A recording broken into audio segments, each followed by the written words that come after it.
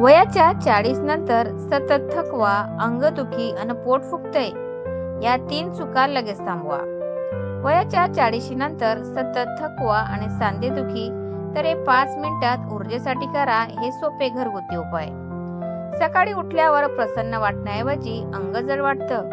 थोडं काम केलं की हातपाय गळल्यासारखे होतात, कंबर गुडघे दुखायला लागतात किंवा जेवल्यानंतर पोट फुगल्यासारखं वाटतं.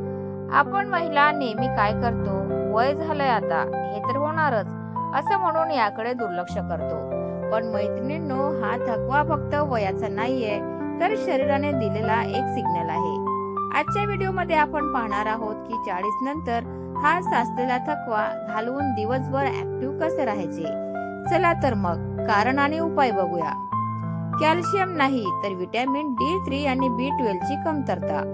आपण नेहमी वाटतं की हाडे दुखतात म्हणजे कॅल्शियम कमी आहे, पण 40 नंतर 90% महिलांमध्ये व्हिटॅमिन D3 आणि B12 ची कमतरता जास्त असते.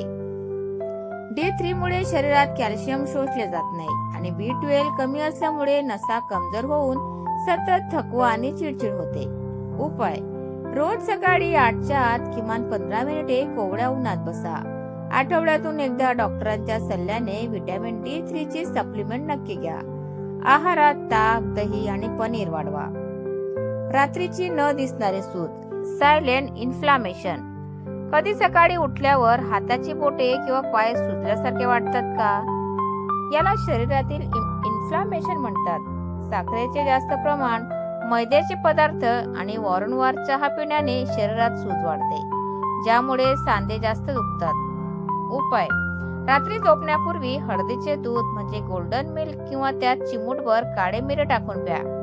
यामुळे रात्री शरीरातील सूज कमी होते आणि सकाळी उठल्यावर अंग हलके वाटते. पचनशक्ती आणि पोट फुगणे, ब्लोटिंग अँड गट हेल्थ.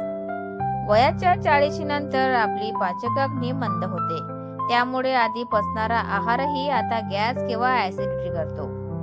उपाय: दुपारी जेवण झाल्यावर 1 ग्लास ताज्या ताकात शेकावलेले जिरे आणि काळे मीठ टाकून प्या.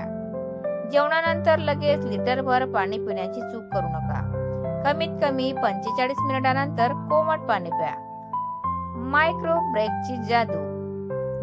महिलांची सवय असते, एकदा कामाला लागल्या की सलग 2-3 तास उभ्या राहून किंवा बसून काम करत राहतात. यामुळे कंबर आणि मान आखडते. उपाय: दर 1 तासाने फक्त 2 मिनिटाचा ब्रेक घ्या. उभे राहून हात पाय थोडे स्ट्रेच करा म्हणजे ताणा. दिवसातून फक्त 10 वेळा अनुलोम विलोम करा.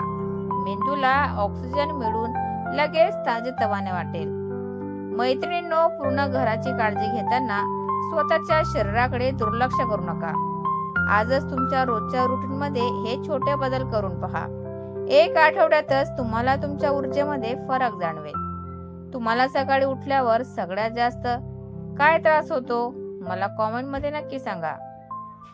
व्हिडिओ आवडला असेल तर नक्की लाईक करा आणि तुमच्या मैत्रिणींसोबत, आईसोबत शेअर करायला विसरू नका.